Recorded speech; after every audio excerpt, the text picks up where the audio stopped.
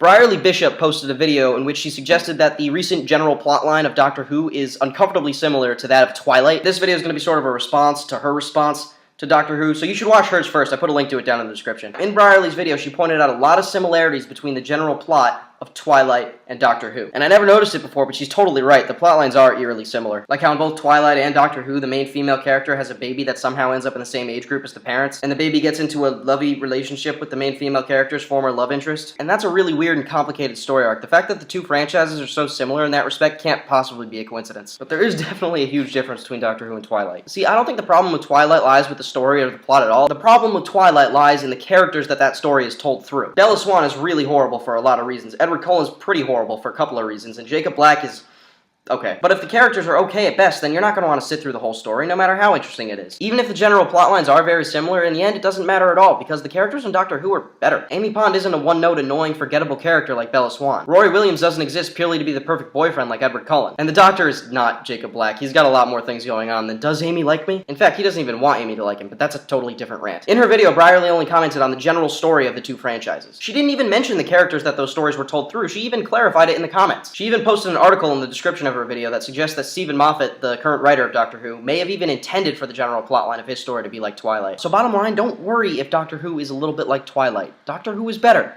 I promise. And hey, have you seen the new trailer for Breaking Dawn Part 2? It doesn't look entirely awful. I mean, maybe now that Bella's an indestructible mythical creature, she could actually do something. You know, about Breaking Dawn is the only Twilight book that I haven't read the whole way through, so I actually don't know what's going to happen. So that'll be, you know, like, interesting and stuff. Okay, goodbye.